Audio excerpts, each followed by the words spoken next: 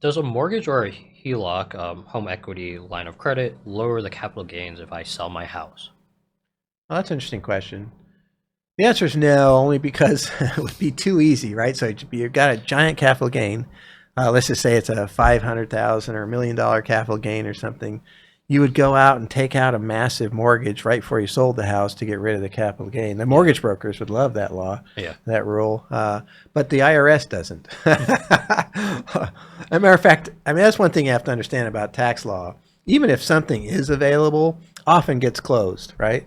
They're trying real hard to gather money to support, the deficit, what have you.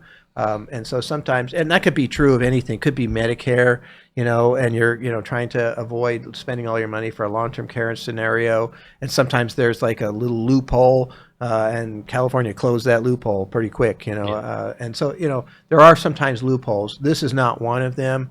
The way that capital gains works on a home is kind of fascinating. A lot of people that I talk to still feel like if you go buy another home of equal or greater value, you can kind of roll up your capital gain for later, right? That was a pretty cool law. That's no longer here. Matter of fact, it's been gone for quite a while. I've forgotten when they changed that, but it was a long time ago. Might have been the 80s, but certainly in the 90s. And so, what happens now is when you sell your house, you get to you don't have to pay taxes on what you paid for it. Hmm. You don't have to pay taxes on what you did in improvements. Yep. And improvements are a sticky, weird area. You might want to consult your accountant for that. It's not just a normal, hey, I paid for the lawn to be mowed.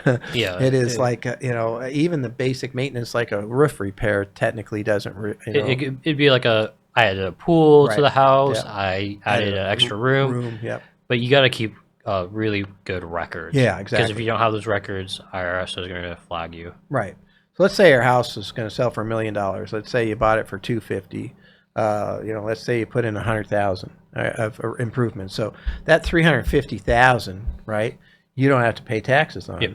but you still have what 650,000 that you Hmm. could pay taxes on. Now, what they did to make up for not allowing you to roll over the house into a new house is that they gave you an exclusion on your Yep. primary residence only, not your other residence, second residence, and so it's 250,000 each. So let's say it's you and your wife. Well, you got $500,000 exclusion, right? Yep. And now I had $650,000 gain. That's down to $150,000 gain, It's right? it's pretty reasonable when you think about you're making $1 million sale. Yeah, exactly. Now there's some caveats to this.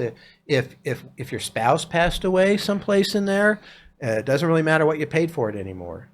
You get a step up basis to the value at the date of death. That's why it's important to always get an appraisal around the date of death so that you can get that step up. So let's say you paid 250 for that house that's worth $1 million. Your spouse passed away some years ago, and it's now it was worth 800,000 when they passed away. You now have a $200,000 gain, but you get a $250,000 exclusion personally. You're single now, and there's no tax on that. Yeah. Right, so that's it's a nice scenario, just in the sense of how it works, but it's important to understand how it works. Yeah, the exclusion, if you're in the rest of in the Bay Area, it doesn't cover much for a lot of the old people that bought a long time ago. Yeah. But if you're in other parts of the country, that 500,000 generally covers majority of that Yeah. capital gain. Yeah, I mean, I think the average house price in the overall country is 384, something in that neighborhood. So if you got a $250,000 exclusion each, there's a lot of the average home is not paying capital gains tax. Yeah. We're seeing it here, some big ones. As a matter of fact, to the point where people don't want to sell, just because it's so expensive to Yeah. to move someplace else. And anyway, so that's a really good question, though. It's a really fascinating area, just how to calculate that. So.